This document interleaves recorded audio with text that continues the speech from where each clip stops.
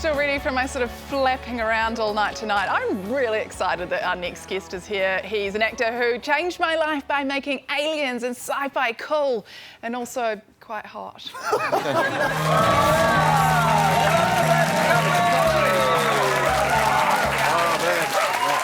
David, welcome along, welcome to New Zealand. Now, you picked New Zealand to be the first stop on your tour. Yeah. Usually we're the last. So Yeah. why did you choose us? Well, I've never been Right. to your beautiful country, and I'm happy to be here. And I was shooting the X-Files in Vancouver, and Brad, who's my music guy, he asked me if I wanted to tour Auckland, and I thought he said Oakland. So I said, sure, why not? We'll just, you know, I live in Los Angeles. We'll take it. The jet lag isn't as bad in Oakland, I have to say. But that's the way to win over a New Zealand crowd, though. If you just, when you get up on stage at the power station, just go, "This country is beautiful." Boom, game over. Really? Yeah. No, I thought I was You going should have told me somewhere that in confidence.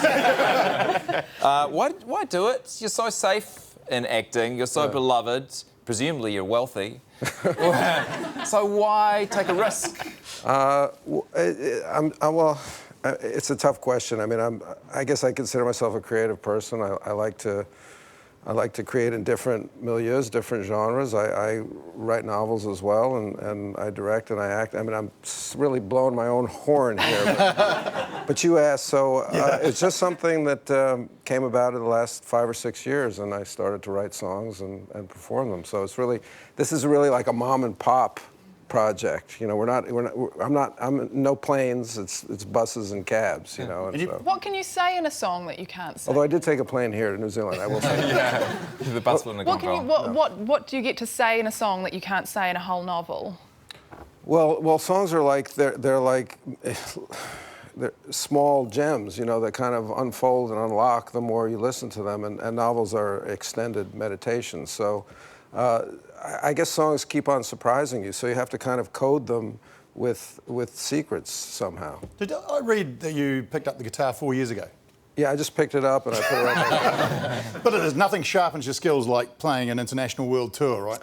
Well, it would if I actually played. Oh, you don't? No, I'm a front man, you know. So that's how's what I do that when you take your creation, your song, and then, like, probably the world's best musicians at your disposal, then get up and play it back to you? That must be amazing. Yes, yeah. I mean, I couldn't do it without the guys in my band who make my songs better and make me sound, you know, palatable. How'd you get them together? Did you just put up a sign saying, "Drummer wanted, please email David Duchovny"? Yes, that's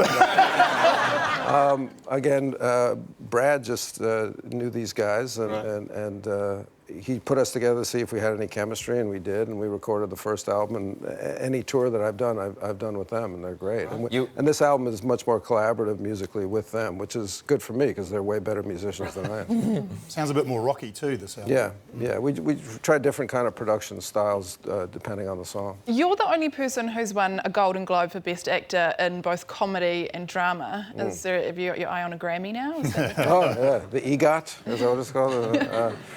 I don't know. I mean, no. The short answer is no. I don't have an eye on a Grammy, but I love being able to make music. I love being able to perform for people, and it's just it's a whole new. So we have a million questions for you. Our audience does as well. We asked today if people wanted to know anything from you, and of course there were lots of X-Files questions. Sure. One of them is whether all these X-Files episodes have changed the way you think about the world and what you believe in and don't believe in. No. I believe it's track 3 on the next album actually deals to that question. Not to be flip, but not really, because you know, as an actor, you're saying the words, but underneath the words is your job. So whatever Mulder is talking about, I don't even really hear it. Okay. Another question was best or most memorable on-screen kiss that you've had. But I will say this. One thing I've been asked recently about, you know, people talk a lot about, from our country, from the USA, there's a lot of talk about conspiracies from our fearful leader. And people have asked, you know, now it seems like Trump is living in an X-Files world, seeing all these conspiracies. And I was like, please do not put me in the same. So I think it's like a mea culpa tour I'm on right now. It's like, no, we did not create the whole fake news phenomenon. One more audience question. You and Gillian Anderson, friends? Do you... That's an audience question? Sure, yes. Yeah, we're good friends. Okay. You're making friends.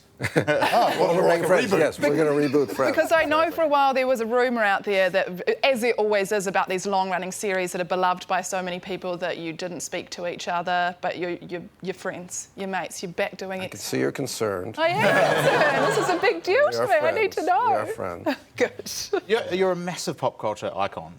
Is there one thing that you would wish fans would stop doing or saying when you meet them? No, I don't think so. Maybe, well, you know, whatever I say, they're going to do it 10 times worse. Humming the theme tune or something? Well, that's what I was going to. Hey, it's great to have you in New Zealand. Thank you. Welcome, I'm sure. And I did know I was coming to New Zealand. Yeah. I really wanted it. Way better than Auckland. You can see David Duchovny live in Auckland tomorrow night at the Power Station, and then he's in Wellington on Wednesday.